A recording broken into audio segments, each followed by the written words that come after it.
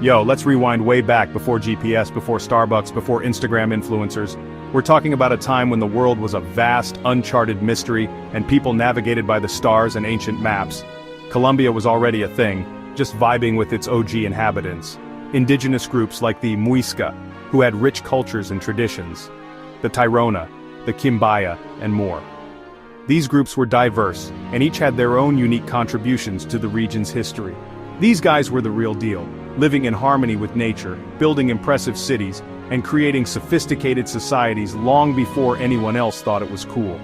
And let's not forget, they were rocking some seriously stylish gold jewelry. Their craftsmanship was top-notch, and their gold work is still admired today. They had their own languages, beliefs, and ways of life that were centuries in the making. Their traditions were passed down through generations, creating a rich cultural tapestry. Imagine knowing all the best spots in Colombia, not because of some travel blog, but because your ancestors literally walked these lands for generations. They knew every trail, every hidden gem. But because your ancestors literally walked these lands for generations. That's a deep connection to the land, a bond that goes beyond just knowing the geography. That's OG status right there. They were the original explorers, the true pioneers of this beautiful land. But then, in 1499, everything changed. The arrival of Europeans marked a new chapter in Colombia's history. A bunch of dudes in ships showed up, convinced they'd stumbled upon India. They were eager to explore and claim new territories. Spoiler alert, they were super lost. Their maps were all wrong, and they had no idea where they actually were. But hey, at least they brought over horses and coffee beans, so it wasn't a total wash, right? These new additions would eventually become integral to Colombian culture and economy. Cue the dramatic music. The arrival of the Spanish in 1499 marked the beginning of a new era for Colombia. And let's just say it wasn't all sunshine and empanadas. Imagine showing up to a party, declaring yourself the host, and then changing all the music and food.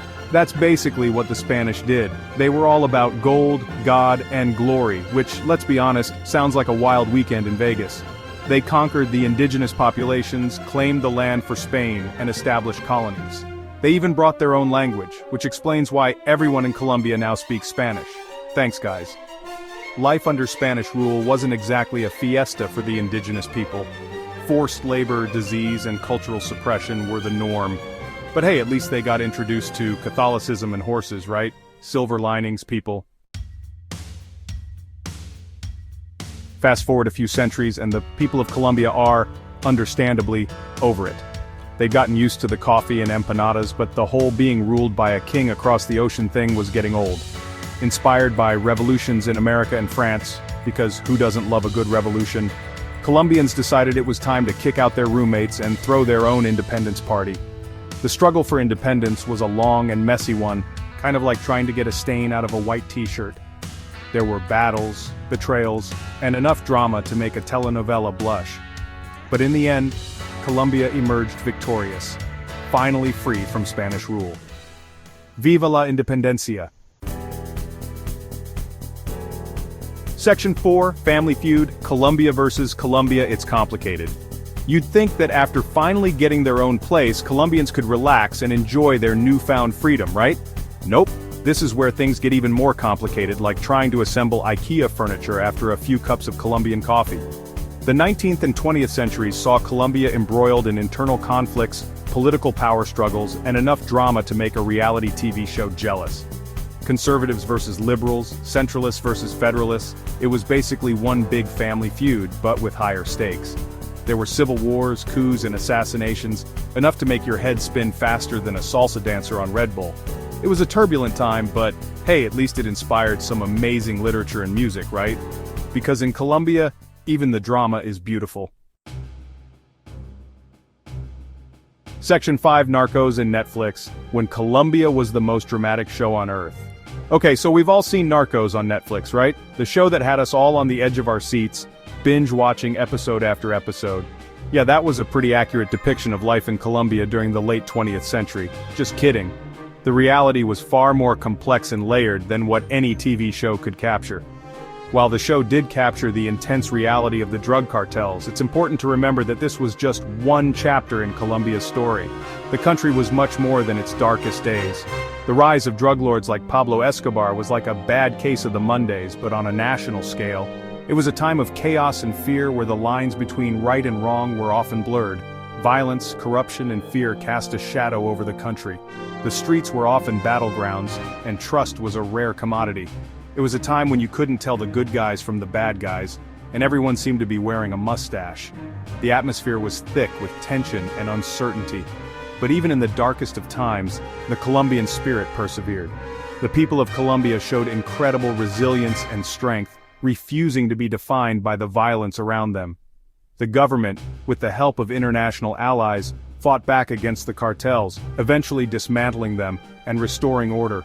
It was a monumental effort that required immense courage and determination. It was a long and difficult road, but it showed the world that Colombia was stronger than the narcos. The country emerged from the shadows, rebuilding itself and moving towards a brighter future. Section 6. From coffee to Shakira, Colombia finds its groove. After decades of turmoil, Colombia decided it was time for a makeover, like a whole Marie Kondo situation but for a country. They focused on rebuilding their economy, strengthening their democracy, and showcasing their incredible culture to the world. And guess what? It worked. Colombia became known for more than just coffee and cartels, although those are still pretty great. They showed off their vibrant music scene with artists like Shakira and Juanes dominating the airwaves. They embraced their biodiversity, becoming a haven for ecotourism and adventure seekers.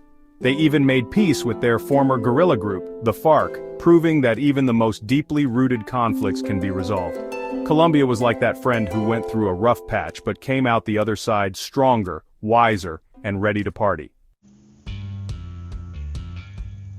Section 7. Colombia today, still figuring things out, but hey, who isn't? So, where is Colombia at today? Well, they're still figuring things out, just like the rest of us. It's a country in transition, navigating the complexities of modern life while holding on to its rich cultural heritage. They're dealing with economic challenges, social inequalities, and the occasional political scandal. These issues are not unique to Colombia, but they do add layers of complexity to the nation's journey. But they're also making incredible progress. Infrastructure is improving, and there's a palpable sense of optimism in the air. The people are resilient, and their spirit is unbreakable. Colombia is a vibrant democracy with a growing economy and a thriving cultural scene. The arts are flourishing, and there's a renewed focus on education and innovation. They're a nation of warm, welcoming people who know how to party like there's no tomorrow. Festivals and celebrations are a big part of life here, reflecting the country's rich traditions and zest for life. They've embraced their past, learned from their mistakes, and are looking towards the future with hope and optimism. Historical landmarks stand as reminders of where they've been and how far they've come. So next time you think of Colombia, don't just think of coffee, cocaine, and cartels. Think of the vibrant culture, the innovative spirit, and the incredible resilience of its people. Think of the resilient people, the breathtaking landscapes, the infectious music, and the inspiring story of a nation that has overcome incredible odds to become a beacon of hope and progress in Latin America. The natural beauty of Colombia is unparalleled, from its lush rainforests to its stunning coastlines. Viva Colombia, a country that continues to inspire and amaze the world with its journey of transformation and growth.